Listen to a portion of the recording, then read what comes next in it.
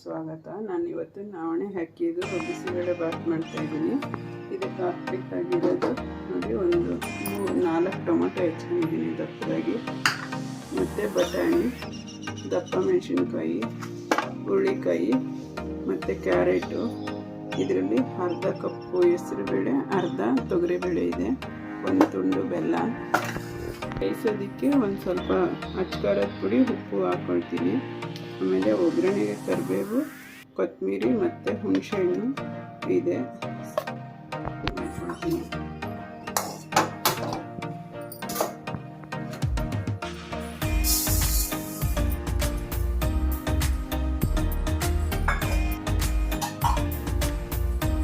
ಇದು ನೋಡೋದು ಬೆಳೆಸಿರೋ ಇದೆ, ಅಲ್ಲೇ ಬೆಳೆಸಿರೋವೆ ಎಲ್ಲ ಇದು. ನವಣೆ ಶುಗರ್ಗೆಲ್ಲ ತುಂಬ ಒಳ್ಳೆಯದು ಅಂತಾರೆ, ಹಾಗಾಗಿ ನಾನು ಡಿಫ್ರೆಂಟಾಗಿರಲಿ ಅಂತ ಅಂದ್ಬಿಟ್ಟು ಮಾಡ್ತಾಯಿದ್ದೀನಿ.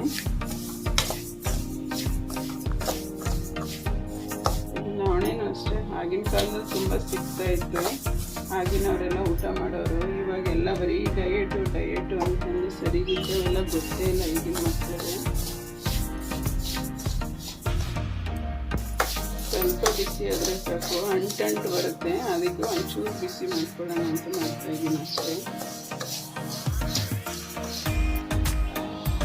ಪೊಂಗಲ್ಗೆ ಮತ್ತು ಬಿಸಿಬೇಳೆ ಬಾತ್ಗೆ ಅಕ್ಕಿ ಯಾವುದೇ ಆದ್ರೂ ಒಂಚೂರು ಬಿಸಿ ಮಾಡ್ಕೊಂಡ್ರೆ ಒಂಥರ ಸರಾಗವಾಗಿರುತ್ತೆ, ಅಂಟು ಒಂಥರ ಆಗಲ್ಲ.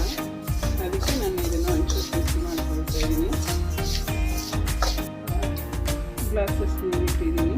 ಇದನ್ನು ತೆಗೆದುಕೊಂಡು ಅಕ್ಕಿ 3 ತೊಳೆದು ಹಾಕ್ಕೊಳ್ತೀನಿ.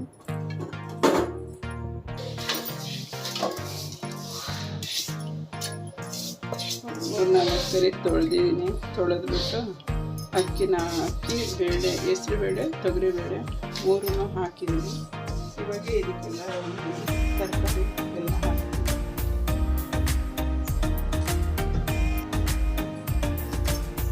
ಅದೇ ಬಟ್ಲಲ್ಲಿ 4 ಬಟ್ಲು ನೀರು ಹಾಕಿದ್ದೀನಿ. ನಾನು ಕ್ಯಾರೆಟ್ ಹಾಕ್ಕೊಳ್ತಾ ಇದ್ದೀನಿ,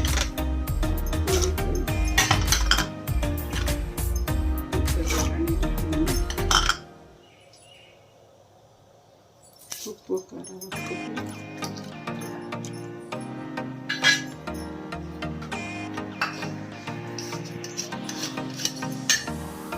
ಒಂದು ಚಿಟಿಕೆ ಅರಿಶಿನ ಪುಡಿ ಹಾಕ್ತೀನಿ.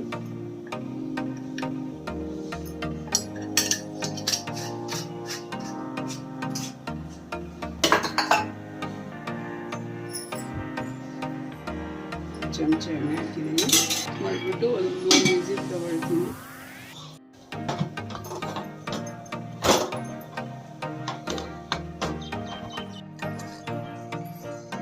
ಎಣ್ಣೆ ಹಾಕ್ತೀನಿ, ಸ್ವಲ್ಪ ತುಪ್ಪ ಹಾಕ್ಕೊಳ್ತೀನಿ.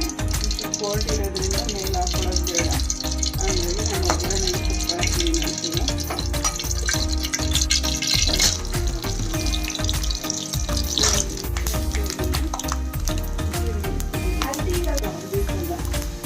ಒಣ ಮೆಣಸಿನ್ಕಾಯಿ ಹಾಕಿದ್ದೀನಿ.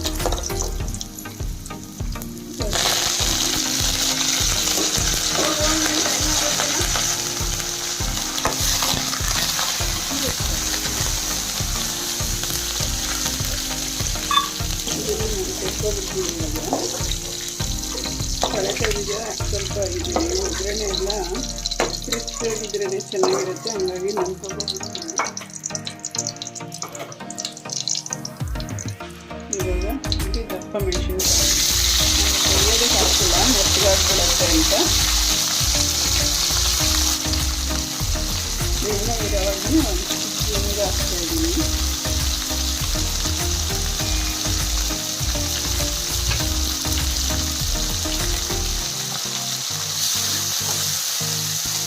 ಇದ್ರ ಜೊತೆಗೆ ಟೊಮೊಟೊ ಹಾಕ್ಕೊಳ್ತೀನಿ.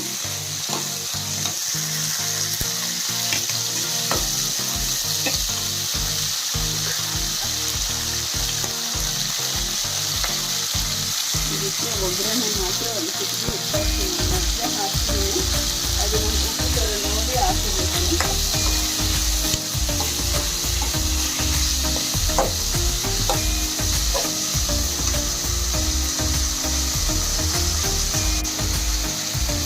ಆಗಿದೆ ಓಪನ್ ಮಾಡಿ.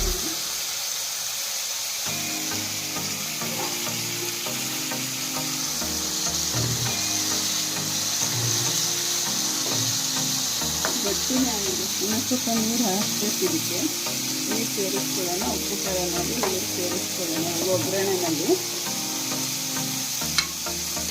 ನೀವು ರೆಸಿಪಿ ಅಭಿಪ್ರಾಯ ಹಾಗೆ 1 ಕಪ್ಪು ಕೊಬ್ಬರಿ ಹಾಕೊಳ್ತೀನಿ. ಒಣ ಕೊಬ್ಬರಿ ಅಷ್ಟು ತೆಂಗಿನಕಾಯಿ ಇರೋದಿದ್ರೆ ಹಾಕೊಳ್ಳಿ. ಇಲ್ಲ ಅಂದರೆ 2 ಚಮಚ ಅಷ್ಟು ಬಿಸಿಬೇಳೆಬಾತ್ ಪೌಡರು. ಅಂಗಡಿದು ಸರಿನೇ, ಮನೆಗೆ ಮಾಡ್ಕೊಂಡಿದ್ದು ಸರಿನೇ. ನಮ್ಮದು ಮನೇಲಿ ಖಾಲಿಯಾಗಿದೆ, ಅಂಗಡಿದೇ ಹಾಕ್ತಾಯಿದ್ದೀನಿ. ನಾನು ನೀರು ಹಾಕೊಂಡಿದ್ದೀನಿ ಒಂಚೂರು. ಟೊಮೊಟೊ, ಮೆಣಸಿನ್ಕಾಯಿ ಒಗ್ಗರಣೆ ಮಾಡಿರೋದು, ಮತ್ತು ಹುಣಸೆಹಣ್ಣು ಗೊಜ್ಜು ಇದೆಯಲ್ಲ ನಂದು ರೆಡಿ ಗೊಜ್ಜು, ಅದನ್ನು ಹುಣಸೆಹಣ್ಣು ಗೊಜ್ಜು 1 ಸ್ಪೂನ್ ಹಾಕ್ಕೊಳ್ತಾ ಇದ್ದೀನಿ.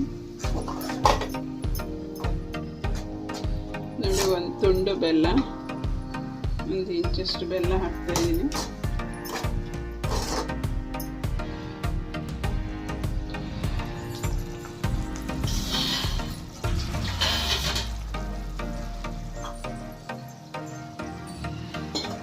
ಅನ್ನದಲ್ಲಿ ನೀರು ಕಡಿಮೆ ಇರೋದ್ರಿಂದ ಇನ್ನೊಂಚೂರು ನೀರು ಎಕ್ಸ್ಟ್ರಾ ಹಾಕ್ಕೊಳ್ತೀನಿ.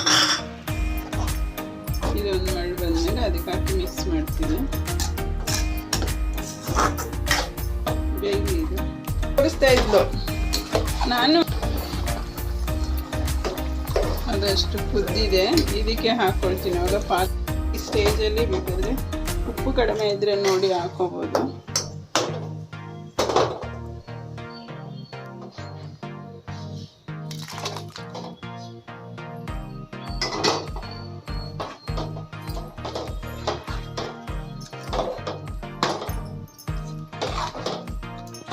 ಕಡಲೆಕಾಯಿ ಬೀಜ ಎಲ್ಲ ಲಾಸ್ಟಲ್ಲಿ ಹಾಕಿದ್ರೆ ಒಂಥರ ಕ್ರಿಸ್ಪಿಯಾಗಿರುತ್ತೆ. ಹಂಗಾಗಿ ಹಂಗೆ ಇಟ್ಟಿದ್ದೀನಿ ನಾನು. ಒಗ್ಗರಣೆ ಫುಲ್ ತೆಕ್ಕೊಂಡಿದ್ದೀನಿ.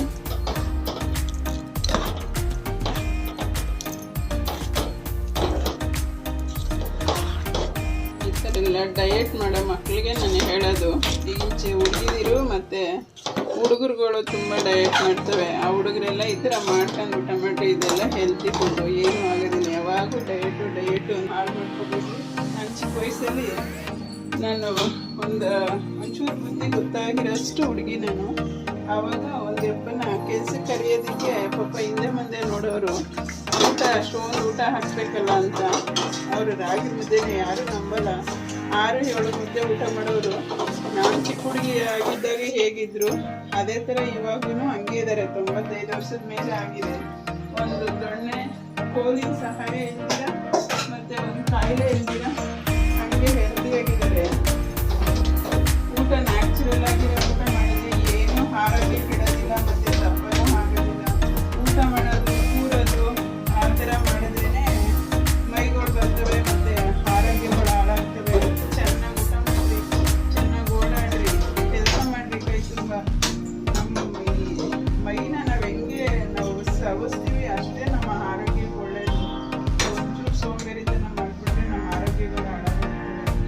ಆದಷ್ಟು ನೀಟಾಗಿ ಸ್ಟೇಜಲ್ಲಿ ಸ್ವಲ್ಪ ಉಪ್ಪು ಖಾರ ಏನಾದರೂ ನೋಡಿ ಮಿಕ್ಸ್ ಮಾಡ್ಕೋಬೋದು.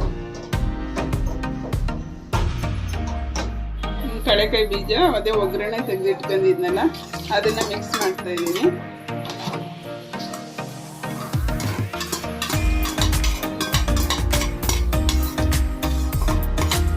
ಒಂಚೂರು ವೇಸ್ಟ್ ಆಗಿದ್ರೆ ಇದಾಗುತ್ತೆ. ಅನ್ನದ್ದು ವೇಸ್ಟ್ ಮಾಡಬಾರ್ದು ಏನಂದ್ರೆ. ನಾನು ಇವತ್ತು ಟಿಫನಿಗೆ ಮತ್ತು ಕ್ಯಾರಿಗೆ ಇದನ್ನೇ ಕೊಟ್ಟು ಕಳಿಸ್ತೀನಿ. ಇವಾಗ ಕೊತ್ತಂಬರಿ ಸೊಪ್ಪು ಹಾಕ್ಕೊಳ್ತಿದ್ದೀನಿ ಲಾಸ್ಟಲ್ಲಿ. ಗ್ಯಾಸ್ ಆಫ್ ಮಾಡ್ಕೊಳ್ತೀನಿ.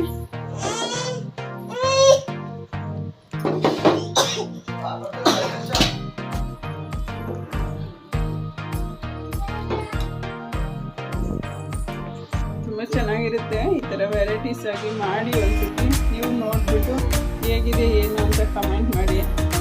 ಸಬ್ಸ್ಕ್ರೈಬ್ ಮಾಡಿ ಸ್ನೇಹಿತರೆ, ಅಳಿಸ್ಬೇಕಲ್ಲ ಹೇಗಿದೆ ಏನು ಅಂತ ನೋಡಿಬಿಟ್ಟು ನೀವು ಮಾಡಿ ಕಮೆಂಟ್ ಮಾಡಿ ಮತ್ತು ನಮಗೆ ಸಬ್ಸ್ಕ್ರೈಬ್ ಮಾಡಿ ಸಪೋರ್ಟ್ ಮಾಡಿ ಸ್ನೇಹಿತರೆ.